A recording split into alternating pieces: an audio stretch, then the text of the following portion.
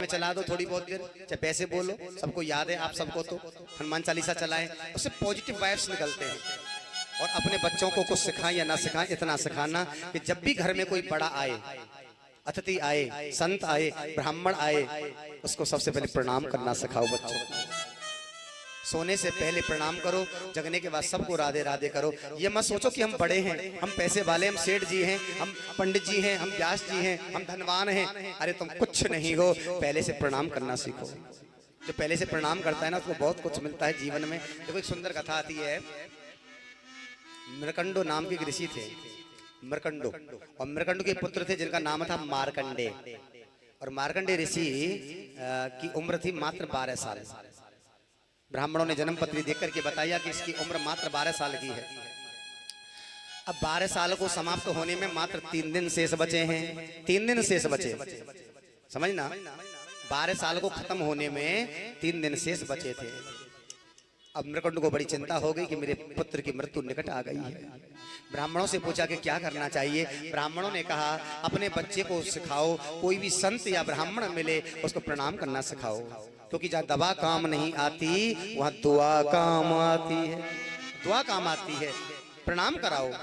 तो बंधु बच्चे को बता दिया, बच्चा जो भी संत मिलता, ब्राह्मण मिलता, उसी को प्रणाम। संयोग से उसी दिन सप्तऋषि पधारे, सप्तऋषि पधारे। सप्तऋषियों को देख करके उस बालक ने प्रणाम किया, चरणों में साष्टांग।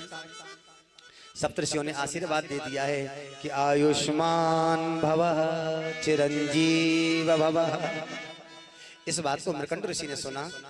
मृकंड ऋषि बोले सप्तऋषियों से कि बाबा तुमने कैसा आशीर्वाद दिया जिसको आयुष्मान होने का, जिसकी मात्र 3 दिन की उम्र शेष रह गई है, 3 दिन के बाद में जो मृत्यु को प्राप्त होगा। बाबा या तो तुम्हारा आशीर्वाद झूठा है, या तो तुम्हारा आशीर्वाद झूठा है, या विधि का विधान झूठा है। सप्तऋषियों को चिंता हो गई बंधुओं। सप्तऋषि उस बच्चे को लेकर के बोले चलो विधि का विधान बनाने वाले ब्रह्मा जी के पास में चलते हैं। ब्रह्मा जी के पास में गए सप्तऋषि, ब्रह्मा जी के सामने जाकर के खड़े हो गए, बच्चे को अपने पीछे खड़ा कर लिया, ब्रह्मा जी को प्रणाम किया। ब्रह्मा जी ने आशीर्वाद दे दिया है आयुष्मान भवः। अब सप्तऋषि बोल पड़े कि बाबा आप एक तरफ तो आशीर्वाद होना, आशीर्वाद देते हो आयुष्मान होने का, आपने इस बच्चे के मस्तक की रेखाओं को नहीं देखा जिसकी मात्र 3 दिन की उम्र शेष बची है। या तो तुम्हारा आशीर्वाद झूठा है और या विधि का विधान झूठा है। ब्रह्मा जी बोले चलो, कहा मृत्युंजय के पास में चलते हैं, भगवान भोलेनाथ के पास में चलते हैं, भाई वही मृत्यु को टाल सकते हैं, चलो उन्हीं के पास में चले। आज सप्तऋषि और हमारे ब्रह्मा जी मिलकर के उस बच्चे को साथ में लेकर के भगवान भूत भावन के पास में गए।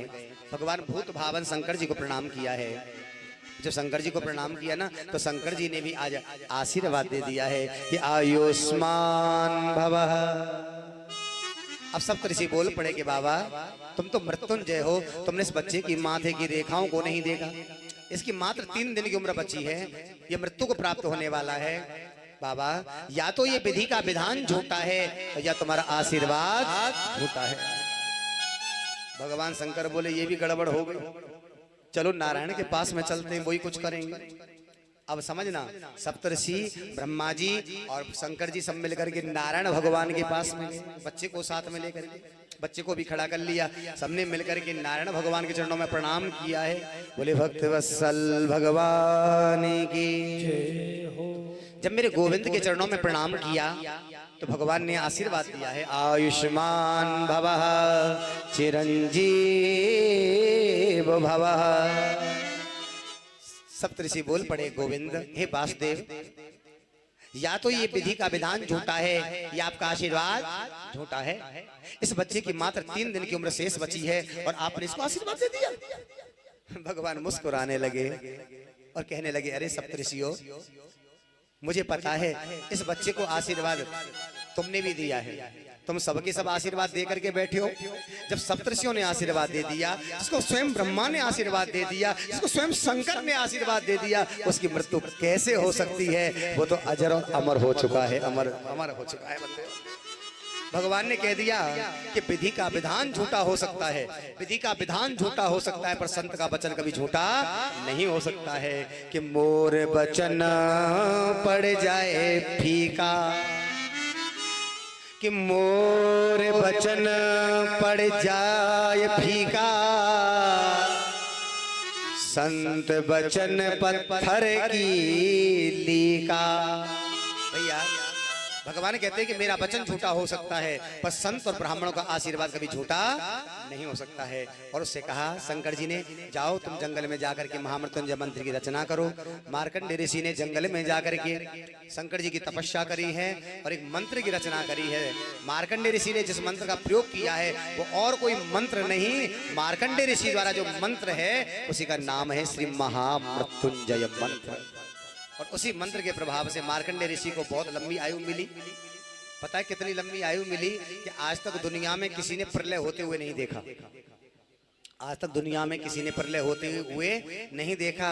और मार्कंडेय ऋषि एक ऐसे हैं जिन्होंने अपनी आंखों से संसार में माया की प्रलय होते हुए देखा है। बंधुओं, माया की प्रलय हो जाती, सारे संसार में पानी पानी हो जाता है, मार्कंडेय ऋषि डूब जाते पानी में। और एक बड़े के पत्ते पर जो मुकुंद भगवान है ना, श्वास लेते हैं उनके पेट में चले जाते हैं, फिर बाहर निकल के आते हैं। अंत में कह देते हैं मार्कंडेय ऋषि कि मुझे तो ये माया की प्रलय नहीं देखनी, मुझे तो भक्ति का वरदान दे दो। कि करारे विंदे न पदारे विंदम मुखारे विंदे बिनवेशयन्तम बटस्य पत्रस्य पुटे शयानम बालम मुकुंदम मनसा स्मरामि। उस बाल मुकुंद भगवान का दर्शन किया है मार्कंडेय ऋषि ने। इस कथा से शिक्षा मिलती है जीवन में महामृत्युंजय मंत्र में शक्ति है, और दुनिया में सबसे बड़ी अगर कोई शक्ति है तो आशीर्वाद में शक्ति है। अपने से बड़े संत ब्राह्मण आदि को प्रणाम करें, बुजुर्गों को प्रणाम करें, आशीर्वाद मिलता है। इस यज्ञ की